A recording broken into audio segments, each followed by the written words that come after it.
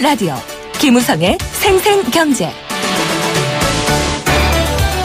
애청자 여러분 안녕하십니까? 김우성 PD입니다. 지난 국정농단 사태에서 가장 공분을 산 사건 중에 하나가 국민연금의 삼성물산 제일모직 합병 과정의 불투명한 의사결정이었습니다. 손해를 감수했다 이런 비판과 함께 현재 수사가 이어졌고 오늘 선고가 나왔죠. 문제는 대기업의 대주주격인 국민연금의 기금 운용, 독립성 문제였습니다. 이런 비판에 대한 대응으로 국민연금 기금 운용의 독립과 또 전문성 확보 이야기가 나왔습니다. 과연 어떤 부분이 바뀔 수 있고 또 어떤 부분을 조심해야 할지 전문가와 함께 이야기 나눠봅니다. 대부분의 보험 가입자들은 까다로운 약관 다 읽지 않는 경우가 대부분입니다. 중복 가입 또 불완전 판매에 대한 대응도 아직은 보편적이지 않죠. 금융감독원에서 이런 보험 가입자들의 어려움을 간단하게 정리해서 안내해드리고 있습니다. 이른바 금융 꿀팁인데요. 오늘은 특히 보험 가입자가 반드시 알아야 하는 5대 권리에 관한 이야기 담당자와 함께 풀어드리겠습니다.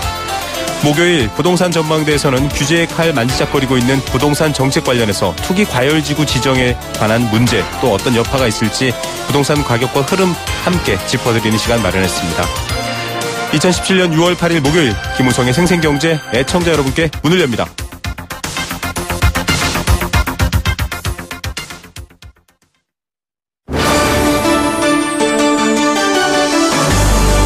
YTN 라디오 김우성의 생생경제.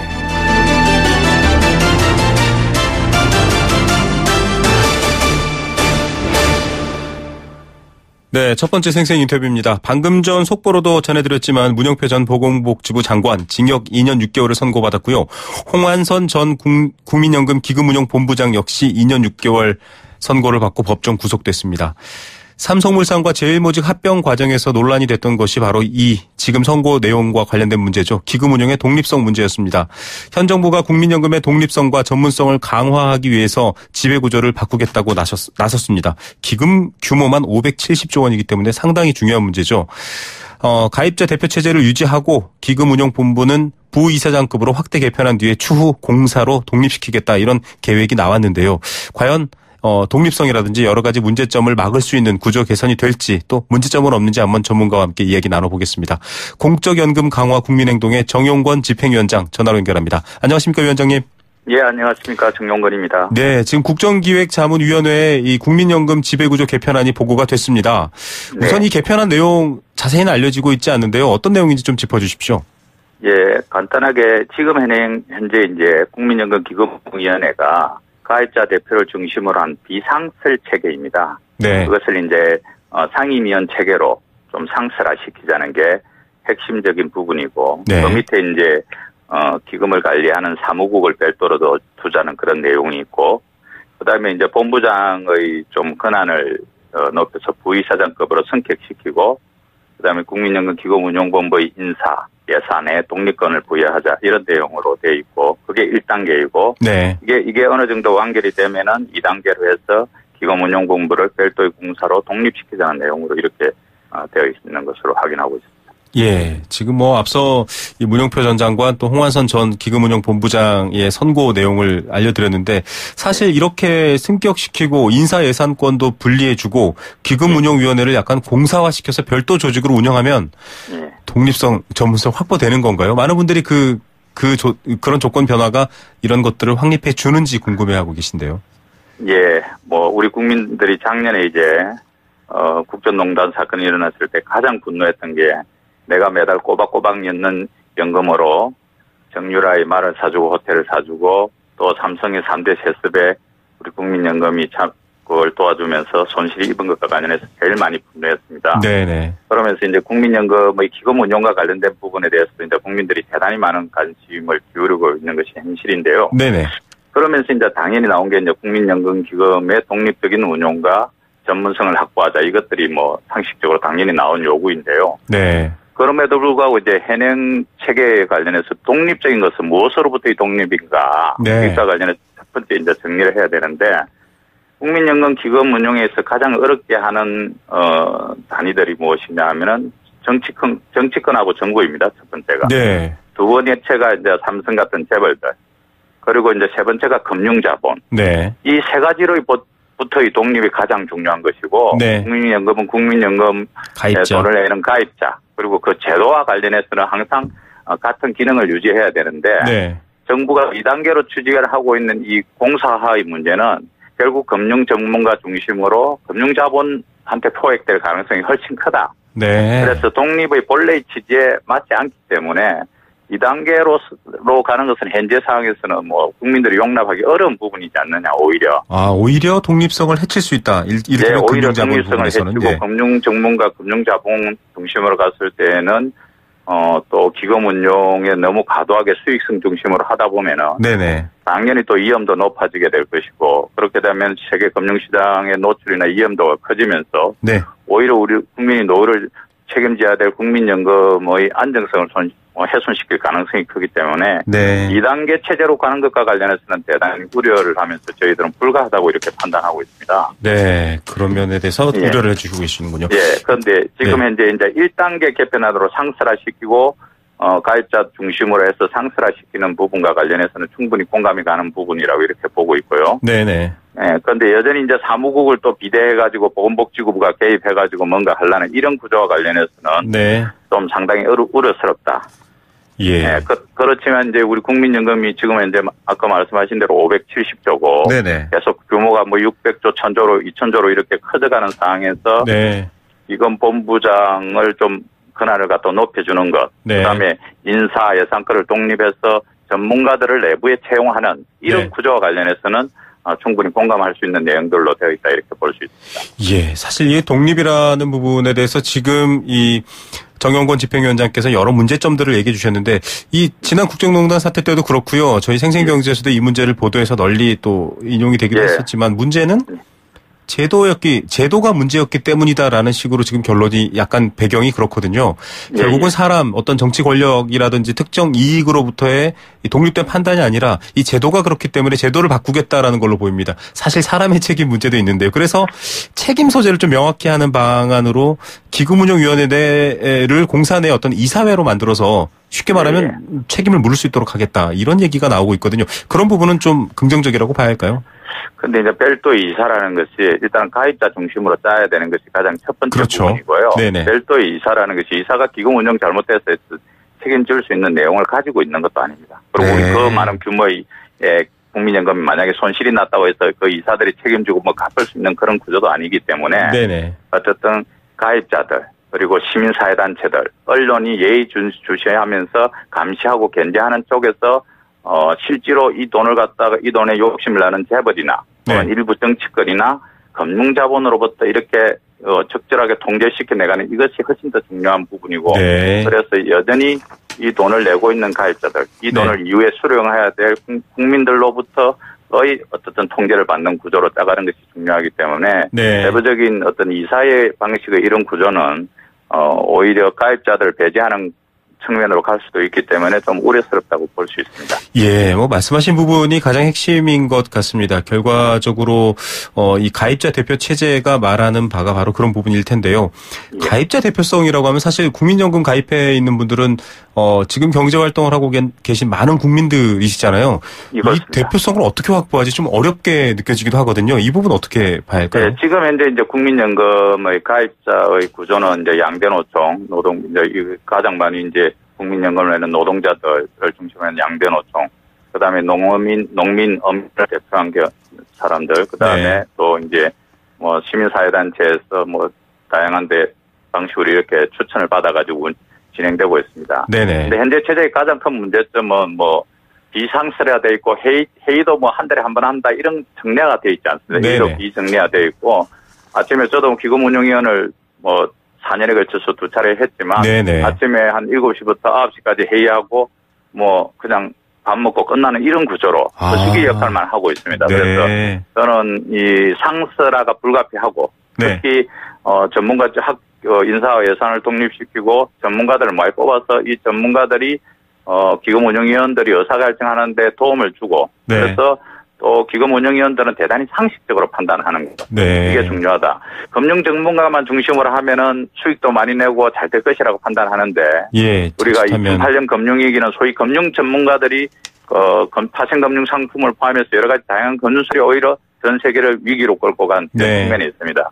그래서 오히려 전문가의 조력을 받아서 상식적인 가입자 대표들이 판단하는 것이 훨씬 더 나은 의사결정 구조라고 이렇게 보고 있습니다. 예, 뭐 국민의 노후를 책임지고 있는 국민연금이니까요. 국민들을 대표하는 다양한 전문가들이 국민의 노후를 고려해서 투자하고 또 그 돈의 기금 운용의 방향을 정해야겠죠. 지금 위원장님께서도 이 관련 위원 활동을 하셨는데요. 예. 그러면 뭐 지난번에도 사실 문제가 됐던 부분이고 잘 모르시는 분들이 있어서 그럴 텐데 대부분의 의사는 결국은 기금 운용 본부장이나 정부 측의 어떤 의사 결정으로 이루어지는 경우가 많았던 건가요? 거의 뭐 복지부에서 네네. 안건을 제출하면은 기금 운용 위원들이 거의 다 승인하는 이런 구조로 되어 있고 네. 또 가입자들이 안건을 상정할 수 있는, 안건을 제안할 수 있는 이런 것도 다 막혀 있는 복지부가 주도하는 이런 구조로 되어 있습니다. 네. 그래서 이런 구조를 탈피하기 위해서라도 가입자들 중 대표성을 가진 분들이 상임인으로 들어와서 안건도 제시하고 의견도 발의하고 이런 민주적인 좀 거버넌스의 구조로 변화시켜 가야 된다고 보고 있습니다. 예, 이 어마어마한 금액과 또 국민들의 노후였는데 그간에 이런 일이 벌어질 만한 좀 여러 가지 보완점들은 지금 얘기가 되고 있고요. 예. 이 규모가 570조나 되고 있고 사실은 엄청나게 큰 돈 아닙니까? 대부분의 회사에 대해 또 대주주로서 참여하고 있죠. 네, 대주주로 참여하고 있고 우리 국민연금이 289개 기업에서 5% 이상의 지분을 가져가고 있습니다. 네. 그래서 사실상 거의 일대 주주를 상당 부분 저희 국민연금이 맞습니다. 역할을 하는데도 불구하고 좀 국민연금은 기업 경영과 관련해서는 대단히 배제돼 있고 그냥 대주주들의 쌈짓돈, 재벌들의 쌈짓돈 역할로 머무르고 있는 것이 현실입니다. 예, 그래서 지금 나오고 있는 게 이제 스튜어드십. 이게 뭐 정말 이렇게 집사처럼 이 국민들의 노후 자금을 충실하게 운용하고 열심히 일하겠다 이런 관점이기 때문에 또 기업들은 더 엄격하게 보겠다 대주주로서 이런 얘기가 나왔더라고요. 스튜어드십 어떻게 보십니까? 실효성 있나요? 뭐 스튜어드십 코드와 관련해서는 이게 이제 연기금이 의결권을 행사할 때 투명하게 하기 위한 그 몇 가지의 지침을 가지고 이게 이제 투자할 때 그 지침대로 하라 이런 방식으로 해서 도입을 갖다가 이제 영향력을 행사하겠다 이거군요. 네, 준비하는 것인데요. 네네. 이제 뭐 재벌들이나 상당 부분 우려하는 부분들은 많은데 공정위보다 무서울 것이다 이런 얘기도 나왔습니다. 예, 뭐 그런 이야기들 하는데 사실은 이제 뭐 기업 경영하는데 감나하라 배나하라 이런 방식의 뭐 사사 끙끙 개입하는 것이 아니고 어쨌든 투명하고 공정하게 기업 경영을 해라. 그리고 적절한 규모가 이익이 났을 경우는 배당 정책도 제대로 펼치고 특히 예를 들어서 우리가 기억하지만 뭐 그 가습기 살균제 기업 이런 데 투자해서는 곤란한 거 아닙니까 국민연금이. 그렇죠. 예, 그럴 때 그런 부분에 대해서는 배제할 수 있는 정도의 이런 것이지 이걸 가지고 무슨 과거 이명박 정부 시절에는 재벌들을 견제하기 위해서는 필요하다. 이런 방식의 좀 접근이 오히려 재벌의 영향력을 해서 재벌 견제하기 필요하다 이렇게 했는데 그런 접근보다는 기업이 투명하고 공정하고 또 성장을 계속하기 위해서 집사의 역할을 하겠다 이런 기준이기 때문에 그렇게 우려할 만한 수준은 아니라는 걸 말씀을 드리겠습니다. 예, 이 투자된 금액의 주인은 국민이고요. 그걸 운영하거나 하시는 이 투자만 하고 치운 게 아니라 그 뒤에 부분들도 철저하게 좀 정말 충직한 집사처럼 관리하겠다 이런 얘기인데 그런 부분들이 좀 보완이 되면 좋겠습니다. 끝으로 이 국민연금 사실은 뭐랄까요? 어떤 정해져 있는 독립성, 투명성이라는 건 없는 것 같고요. 끊임없이 이제 어떤 아까 위원장님 말씀하신 것처럼 문제 예방의 부분들을 끊임없이 찾아내서 조심해야 될 텐데 어떤 부분을 앞으로 좀 보완해야 할까요? 예, 우리 국민연금은 사실은 우리가 준비되지 않게 갑자기 노령 사회로 들어서고 2026년 되면 이제 초고령 사회로 접어들면 유일한 국민들의 노후 보장 제도가 국민연금입니다. 그래서 이 기준을 제대로 지켜서 국민이 노후에 빈곤하지 않게끔 하기 위해서는 국민연금 기금을 잘 관리해야 됩니다. 그 기금을 잘 관리하기 위해서는 돈에 욕심내고 있는 정부, 정치 권력, 재벌, 금융자본을 좀 배제시키고 국민 가입자를 위한 국민연금 기금으로서 가입자의 의견을 충실하게 반영해서 거기에 따라서 움직이게 그리고 안정성과 수익성을 동시에 추구할 수 있는 방향으로 이렇게 시민사회, 노동시민사회단체가 협치하는 구조로 그래서 서로 의견을 존중하면서 이 돈이 잘 가기 위한 대안을 마련하고 또 공적 부분의 투자를 강화시키는 이런 방식으로 조금씩 진전시키면 정말 노후 준비가 되었지 않는 우리 국민들에게 유일한 노후 보장 기능으로서 국민연금이 역할을 다 하게 되리라고 봅니다. 예, 정말 뭐 단순한 얘기고 당연한 얘기 같지만 국민연금의 주인은 국민입니다. 그 원칙이 지켜져야 할 것 같네요. 오늘 말씀 감사드립니다. 예, 감사합니다. 네, 공적연금 강화 국민행동의 정용건 집행위원장이었습니다. YTN 라디오 김우성의 생생경제. 함께 느끼는 우리 경제 공감사전입니다. 여러분들의 생각, 의견도 함께 이 프로그램에 녹여서 만드는 그런 코너입니다. 단문 50원, 장문 100원의 정보 이용료 부과되는 샵 0945번 문자로 참여할 수 있습니다. 참여해 주신 분들 중에서 추첨을 통해 도심 속 꿈의 놀이터 일산 원마운트에서 워터파크, 스노우파크 이용권 드리고 있습니다. 오늘 경제 공감사전은 앞서 인터뷰한 국민연금입니다. 국민이라면 가입자에 한해서 만 65세부터 일정 소득 활동에서 납부한 보험료를 기반으로 노후 연금을 받게 됩니다. 이걸 국민연금이라고 하는데요. 이렇게 국민의 노후를 책임지고 있는 이 국민연금공단, 지난해 정말 불미스러운 일이 있었죠. 손해를 감수하고도 삼성물산과 제일모직 합병, 이 대기업의 재벌 승계 과정에서 개입했기 때문에 오늘 선고가 나왔습니다. 이 홍한선 본부장과 문영표 전 장관 징역 2년 6개월 선고를 받았는데요. 물론 계속 수사와 재판이 이어지겠지만 이런 부분들을 보면서 국민들은 좀 재발하지 않았으면 좋겠다라는 바람이 있었습니다. 투명성, 독립성을 강화하기 위해서 여러 안건이 나오고 있고 또 아이디어가 나왔지만 자칫하면 오히려 또 국민들의 의견, 대표성이 배제될 수 있기 때문에 조심해야 된다. 앞서 인터뷰에서 한 번 더 확인해 드렸죠. 국민연금의 주인은 국민이다. 여러분은 어떻게 생각하십니까? 국민연금 좀 부족한 부분들은 뭐라고 생각하십니까? 여러분들의 의견이 함께 이 방송을 만들어갑니다.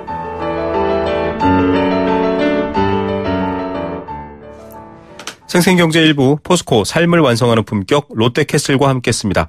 캠페인 2개 듣고 경제 톱뉴스 시작합니다.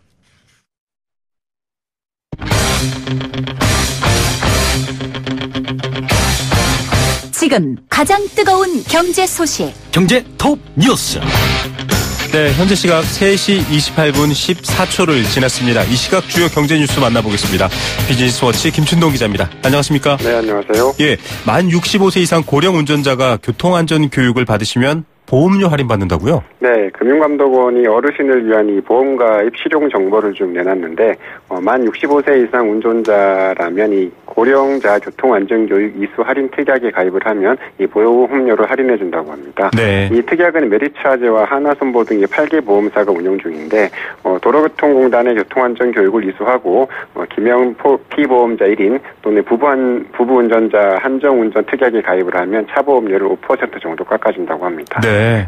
또 일반 실손의료보험 가입이 어려운 어르신은 이 노후 실손의료보험에 가입할 수 있는데요. 네. 50세에서 75세 어르신이 대상인데 자기 부담금 비율을 높여서 이 보험료가 일반 실손의료보험 대비 50에서 90% 수준으로 좀 저렴하다고 합니다. 예, 주변에 운전하시는 분들 지금 청취자 여러분들 중에서도 만 65세 이상 넘으신 분들 교통안전교육 받으면 보험료 깎아줍니다. 예, 좋은 정보고요. 또 여러 정보들 저희가 이어지는 인터뷰에서 금감원과 준비하고 있습니다.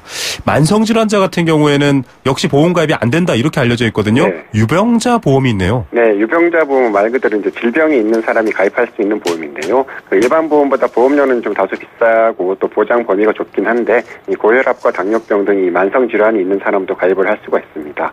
또 이 저축성 보험은 10년 이상 유지를 해야지 이제 비과세 혜택을 받을 수 있고 또 연금저축보험은 10년 이상 나눠서 받아야지 세금을 아낄 수 있다고 하는데요.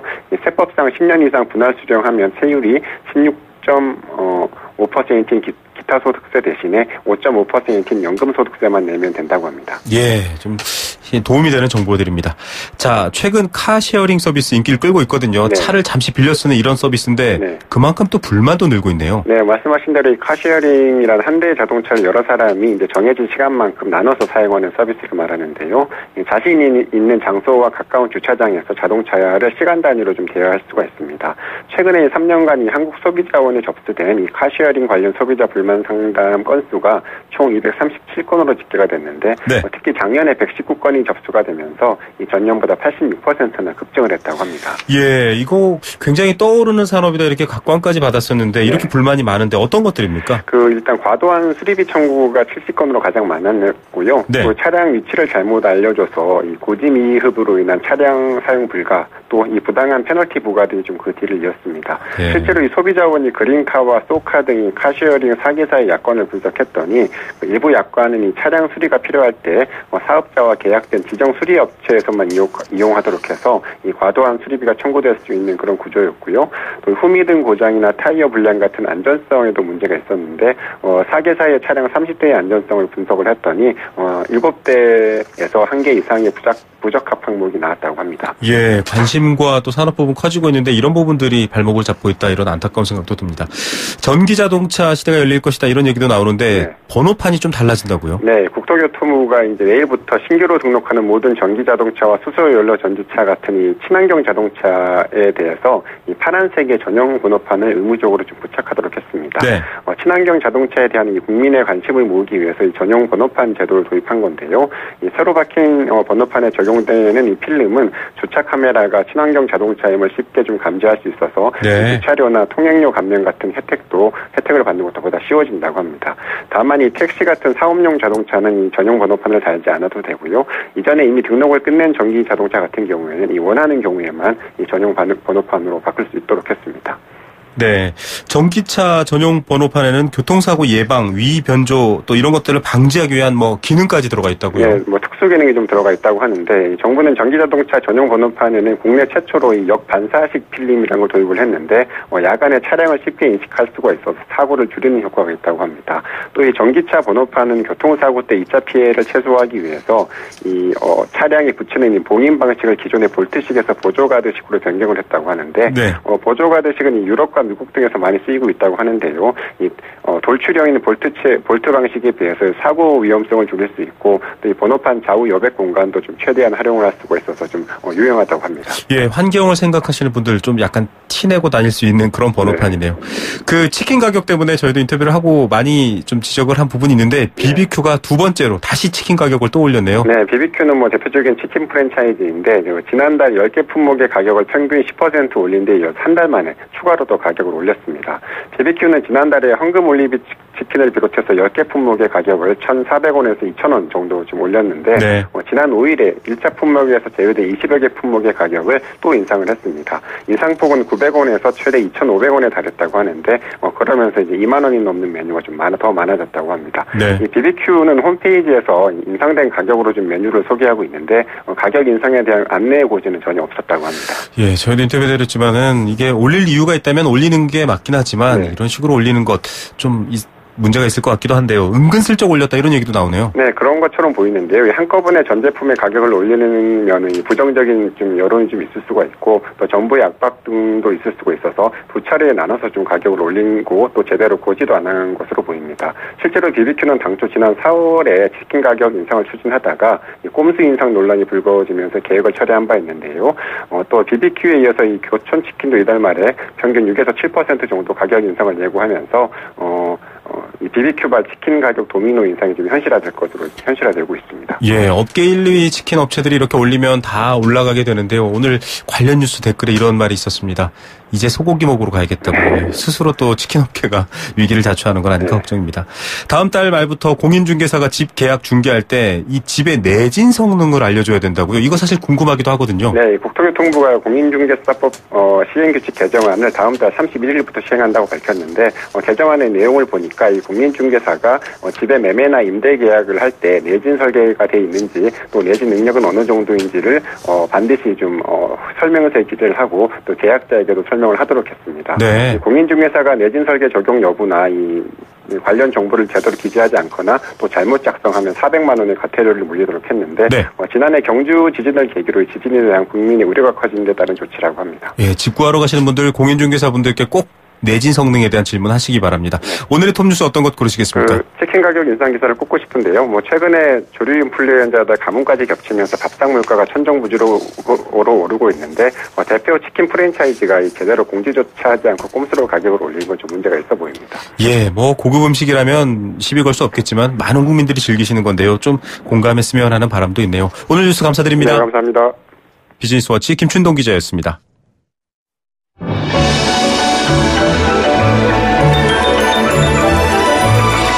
오늘의 경제를 들여다보는 시원한 창. YTN 라디오 김우성의 생생경제 생생인터뷰. 네.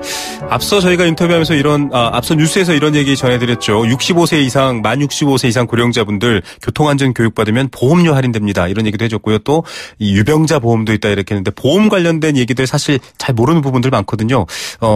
일상의 위험을 대비하기 위해서 준비하는 것들인데 약관도 좀 어렵고 또 꼼꼼히 따지시는 분들도 잘 없습니다.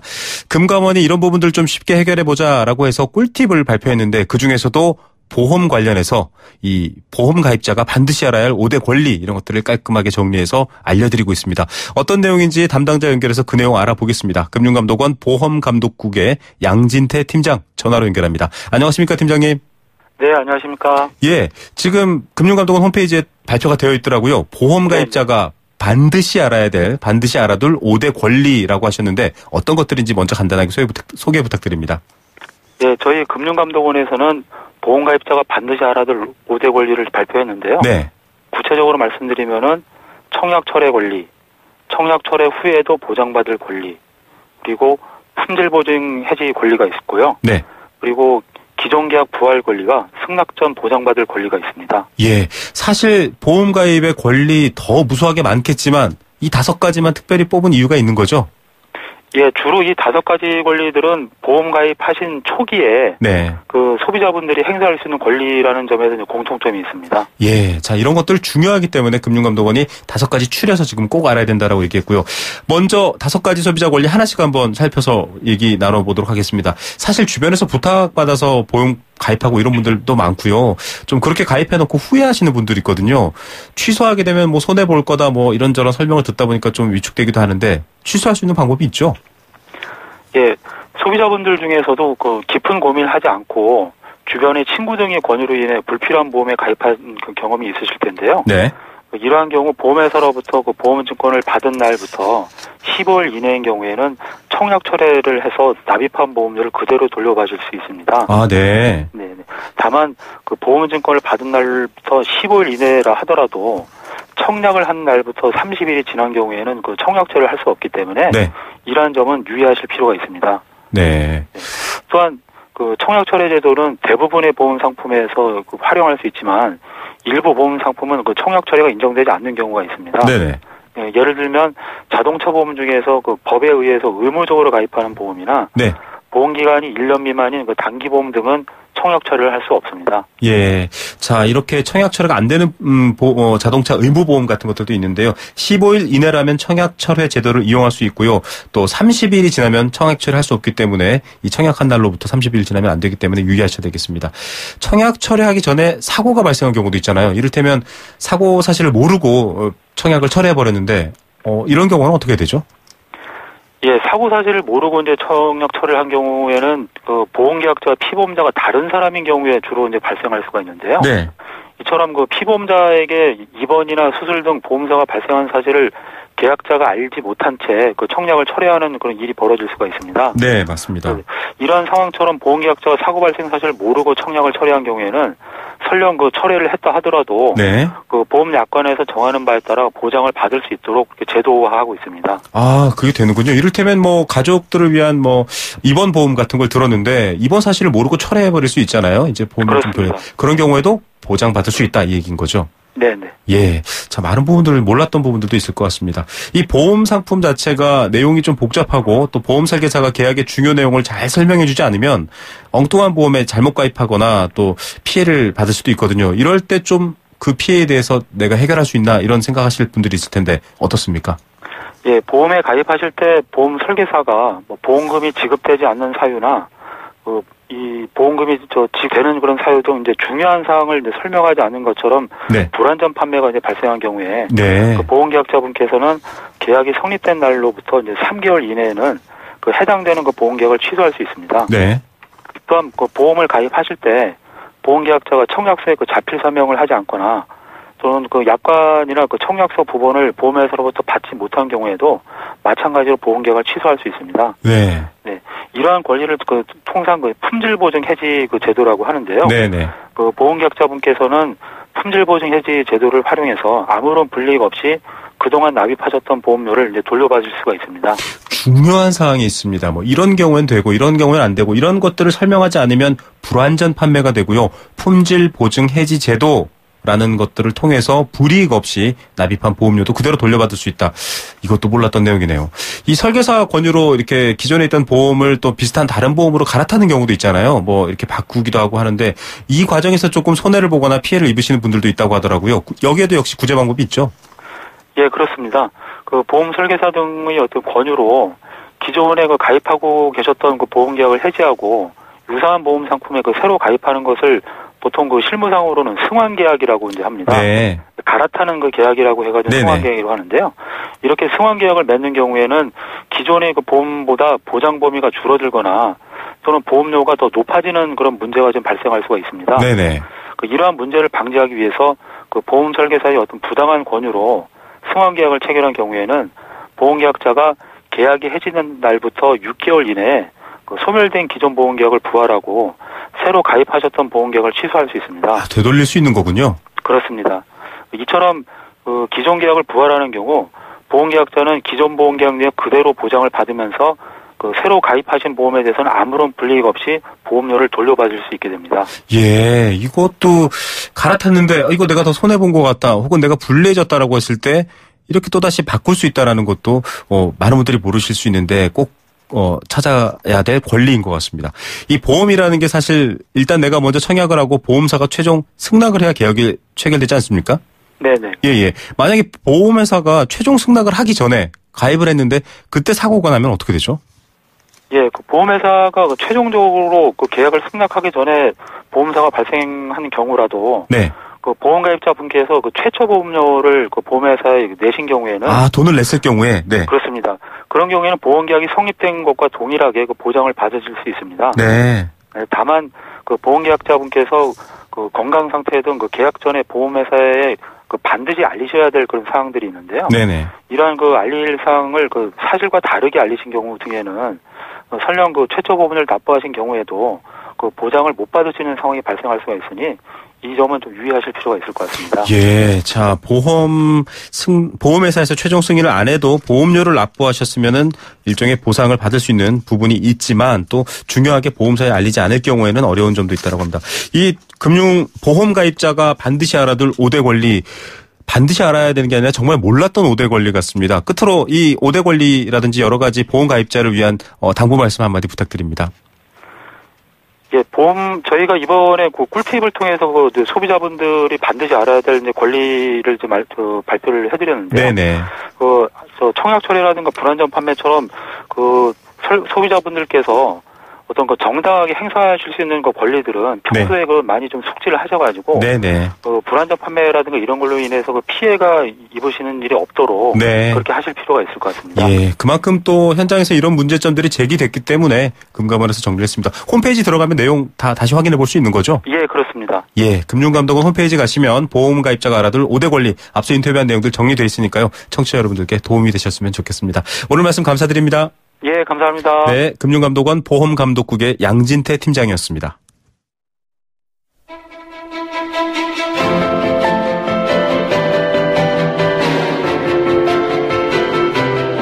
부동산 어디로 가고 있는지 시원하게 보여드립니다. 생생경제 부동산 전망대. 네, 경제 프로 하면서 느끼는 부분이 있는데요. 참 여러 가지 삶의 다양한 부분들이 경제와 연관되어 있고 또 신경 쓰고 알아야 된다라는 생각이 듭니다. 특히 의식주 관련해서는 다 그런데요. 한 주간 부동산 정보와 흐름 알 수 있는 부동산 전망대 오시면 이 의식주 중에서 매주 정리해드립니다. 최근 집값이 조금 오르고 있다 이런 뉴스들 많이 보셨을 겁니다. 인터뷰도 저희가 보내드렸는데 다시 한번 좀 점검해 보겠고요. 이런 여파 때문에 투기 과열지구 지정이라는 말도 오늘 등장했습니다. 이 투기를 잡겠다라는 정부의 의지 또 현장에 대한 관리 의지인데요. 과연 이 투기 과열지구가 뭐고 또 적용되면 어떻게 변하는지 이런 상황도 생각해 볼 부분들이 많습니다. 리얼투데이의 장재현 리서치 팀장 전화 연결합니다. 안녕하십니까?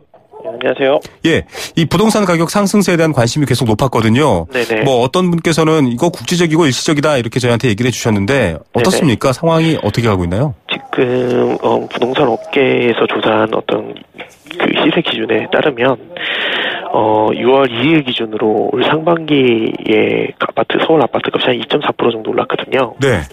이는 이제 전국에서 아파트 값상승률이 0.96% 오른 거에 한 2배 수준이 되고, 네. 그리고 세종시가 약 1.35% 이렇게 해서 세 번째로 많이 올랐는데, 나머지 5개 광역시도의 어떤 상승률을 보면 가격들이 모두 떨어졌습니다. 그래서 이런 것만 보면 지금 서울이라든지 수도권의 어떤 주요 지역들, 특히 강남 3구 같은 경우에는 송파가 3.2%, 그 다음에 강남이 2.6%, 서초가 2.4% 뭐 이렇게 많이 굉장히 올랐거든요. 네. 강남 재건축을 중심으로 많이 올랐기 때문에 아마 그런 부분들을 이야기하신 게 아닌가 이렇게 생각이 되고, 실제 네. 지금 아파트 가격이나 호가 기준이 서울을 중심으로 조금 오르고 있기 때문에 그런 부분들이 지금 이제 국지적이라는 표현을 좀 많이 쓴 것 같습니다. 예. 그러면 뭐 서울이 아닌 지방 이런 쪽하고는 좀 온도차가 있는 건가요? 전국적으로는 좀 집값 흐름이 어떤지 궁금합니다.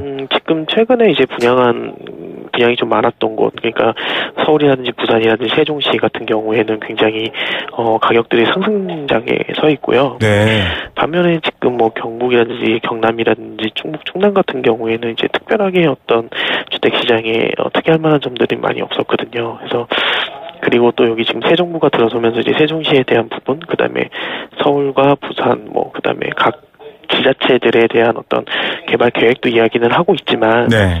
실제 지금 어떤 개발의 중심에 돼 있는, 그리고 가장 어떤 현실적으로 개발이 좀 이나 공공기관 이전이 확실히 되는 어떤 세종시 같은 경우가 좀 올랐고, 그밖에 다른 지역들은 이제 뭐 지금 특별한 건 없는 상황이거든요. 그래서 아마 가격이 약간 약보합 상태에 머물러 있는 게 뭐 그런 어떤 이야기들이 나오는 부분이 아닌가 이렇게 보여집니다. 예. 자, 수화기를 조금만 떼고 말씀해 주시면 좋을 것 같고요. 예. 네네. 자, 여러 가지 이 보합세가 진행된다라는 말 약간 좀 지켜보는 것 같습니다. 지금 일단 정부 대책 때문에 지켜보자라는 매수세가 좀 줄어들고 있다 이런 소식들도 들어와 있긴 한데, 지금 대통령, 정책실장, 또 경제부총리 후보자 이런 분들이 부동산에 대한 다양한 메시지를 내고 있습니다.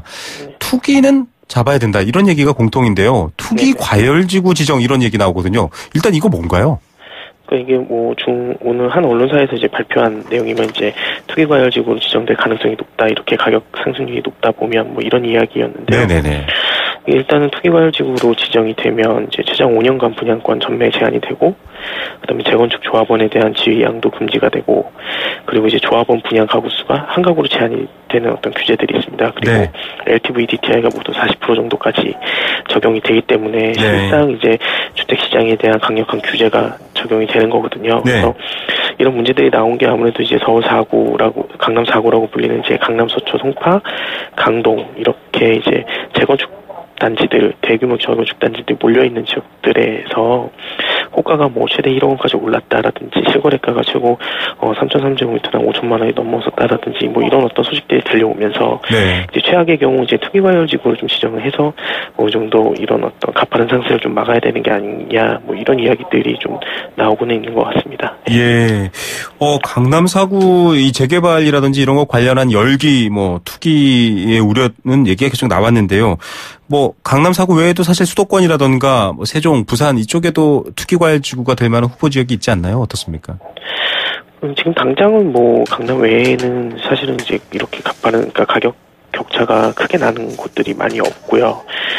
그리고 뭐 어느 정도 부동산 과열 지역으로 지정이 됐다 하더라도 실제 이제 지금 분양권 전매 대상 지역으로 지금 묶여 있는 지역들이 많기 때문에 입주시까지 지금 입주시까지 분양권 전매 제한으로 지금 묶여 있는 지역들이 대부분이거든요. 그래서 지금 크게 뭐 우려할 만한 사항은 아니지만, 다만 이제 강남권 재건축이 주목을 받는 이유가 강남 재건축 같은 경우에는 뭐 10% 올라도 일반 지역이 10% 오르는 것과는 가격 격차가 너무 많이 나거든요. 이제 그러다 보니까 이제 이런 부분 이야기들이 나오는 거고요. 다만 이제 강남 재건축들 가격이 좀 올라가면서 이제 강을 건너서 강북권 재개발 재건축에 대해서도 관심을 갖게 되고, 그러다 보니까 이제 강북권에 있는 뉴타운 내 지역들이라든지 혹은 재건축 재개발 중에서 사업 속도가 좀 빠른 지역들 같은 경우에는 가격들이 좀 많이 올라가고 있는 추세라고 볼 수 있습니다. 예. 자, 이 투기 과열지구 지정이 되면 5년간 분양권 전매 제한, 또 LTV DTI가 40%, 현재는 LTV 70, DTI 60 정도 되는데요. 훨씬 더 대출 기준이 엄격해지고 이렇게 바뀔 수 있다고 합니다. 이 몇몇 분들은 이렇게 될 경우에는 사실은 그 근처나 다른 쪽으로 풍선 효과처럼 투기 수요가 몰릴 수도 있다. 그러니까 여기는 못 걷는데 그 주변이 또다시 오를 수 있다. 이런 걱정도 하시던데 어떻습니까? 실제 지난 2003년에 투기과열지구 지정이 되면서 그리고 이제 종합부동산세 도입이라든지 양도세 중과세 뭐 이런 것들이 총 참여 정부 기간 동안 이제 한 30회 정도의 어떤 부동산 정책들이 지금 쏟아졌거든요. 네네. 그런데 그 같은 기간 동안 참여정부 임기 동안 이제 아파트 값이 약 56% 이상 올랐기 때문에 네. 실제 이렇게 투기과열 지구가 지정이 되는 거 정도까지 가면 사실은 그 주택시장이 지금 과부하가 걸렸다는 이야기고 그렇게 한동안은 그렇게 계속해서 갈 수 있는 영향이 좀 크거든요. 네. 다만 이제 최근에 이제 LTV DTI라든지 어떤 대출 규제가 좀 시작되고 있는 상황이고 그리고 이제 공급량들이 점점 이제 늘어나기 때문에 입주 아파트들이 좀 늘어나면서 이제 시장이 어느 정도 하반기부터는 조금 조정을 받지 않을까 이렇게는 좀 전망이 되고 있거든요. 그래서 네. 조금 더 지켜보는 게 아무래도 좀 좋지 않을까 이렇게 생각이 듭니다. 예, 이 과거 사례도 있었기 때문에 조금 더 조심스러운데요. 이런 부분들 좀 잘 보고 판단하셔야 될 것 같습니다. LTV DTI 얘기가 계속 나왔습니다. 사실상 대출에 대한 가계부채에 대한 걱정 때문에도 얘기가 나오고 있는데 이제 한시적으로 좀 완화했던 거를 원상복귀하겠다라는 의견을 놓고도 경제부총리는 좀 조심스럽게 얘기를 하고 계시고요. 국토부 장관 후보자는 뭐 강화를 해야 된다 이런 입장이거든요. 사실 모르시는 분들이 좀 많을 것 같습니다. 좀 시뮬레이션을 해서 알아보면 좋을 것 같은데 어떤 사례들이 있을까요? 일단은 지금 이제 가장 중요한 게 한도가 50에서 70, LTV가 50에서 70, DTI가 50에서 60으로 늘렸기 때문에 이게 네. 다시 돌아온다고 하면 LTV나 DTI가 50% 적용을 받게 되거든요. 네. 이 상황에서 이제 뭐 강북권에 한 5억 5천 정도에 되는 아파트를 뭐 매입을 한다 했을 네. 때에는 총 이제 연봉의 한 43% 가량, 그러니까 연봉이 4천만 원인 분들이 소득의 약 43% 정도 되는 수준으로 받기 위해서는 이제 그 주택담보대출의 어떤 상환 기간을 한 20년 정도로 늘려야 되고요. 네. 그리고 여기에 이제 마이너스 통장까지 뭐 받으셨다 했을 때에는 DSR이 적용된다면 예. 8천만 원까지 적용을 받게 됐을 경우에는 약 한 50% 이상의 어떤 DTI 적용을 받기 때문에 네. 대출이 어려워집니다. 근데 문제는 여기서 단순히 이게 DSR까지 여기서 추가가 되면 이제 소득의 약 한 240% 정도, 그러니까 2.44배 정도로 빚 갚는 데 써야 되기 때문에 이 네. 대출 한도를 더 늘려야 되거든요. 네네. 그래서 대출 상환 기간을 더 늘리거나 아니면 지금 가지고 있는 신용대출들도 최소 분할 상환으로 바꾸거나 아니면 모두 대출을 갚아야 되는 네. 시점이 되기 때문에 이게 올 하반기에 DSR이 한 80% 수준까지 적용된다 그러면 사실은 지금 신용대출이 있는 분들은 대부분 다 대출을 못 받게 되거든요. 네. 그렇게 됐을 때는 뭐 LTV DTI 문제가 아니고 아예 그 대출 비중을 가지고 대출을 못 받기 때문에 이런 부분들이 좀 앞으로는 조금 LTV DTI의 어떤 규제와 함께 시장에 좀 많은 영향을 미치지 않을까 이렇게 생각이 됩니다. 예, 사실상 돈을 빌릴 수 있는 자격 요건은 내가 얼마큼 빚을 갚을 수 있느냐인데 지금 예를 들어 주신 것처럼 서울 강북권에 5억 5천 정도의 아파트를 생각하고 있을 때는 일반적인 분들은 어떻게 보면 굉장히 어렵지 않을까 이런 생각이 됩니다. 이런 부분들까지 좀 일단은 뭐랄까요? 일단 시행되고 나서도 여러 가지 문제점이 나오면 또 바뀔 수 있겠죠? 그러니까 아무래도 이제 지금 연봉 소득 수준에 대비해서 LTV나 DTI 한도가 낮아지는 거기 때문에 네. 이렇게 됐을 때 이제 돈을 빌릴 수 있는 가격 금액대가 더 줄어들거든요. 그래서 이런 부분들이 있는데 예전 같은 경우는 이제 마이너스 통장이라든지 신용대출을 통해서 뭐 나머지 잔금이라든지 대출이나 네, 뭐 계약금을 맞습니다. 댔는데 그게 DSR까지 이제 적용이 되게 되면 네. 이제 그런 것까지 힘들어지는 거거든요. 그래서 이제 앞으로는 조금 대출받기가 힘들지 않을까 이렇게 생각합니다. 효과와 부작용 계속 살펴봐야 될 것 같습니다. 오늘 말씀 감사드립니다. 네, 고맙습니다. 리얼투데이 장재현 리서치 팀장이었습니다. 네, 생생경제 포스코 삶을 완성하는 품격 롯데캐슬과 함께했습니다. 오늘 국민연금 관련해서 많은 의견 주셨는데요. 연금 좀 납부액을 올리더라도 실질적인 보장이 되면 좋겠다라는 의견도 많이 주셨습니다. 9589님은요, 국민연금을 사리사욕에 사용하는 데 연루된 기업에 대해서는 징벌적 과징금도 부과해야 됩니다. 예, 좀 무서워서라도 안 하게 만들어야 되지 않냐 이런 의견이신데요. 9589님께 저희가 원마운트 티켓 선물로 보내드리겠습니다. 또 2737님은 교통안전교육 받으면 보험료 할인된다고 하니까요. 이 교통안전교육에 관심 많다고 보내주셨습니다. 이 교통안전공단 또 한국교통안전교육센터 이런 곳에서 교육을 하고 있는데요. 전화로 문의해서 알아보시면 될 것 같습니다. 생생경제 내일 오후 3시 10분에 찾아오겠습니다. 김우성의 생생경제였습니다.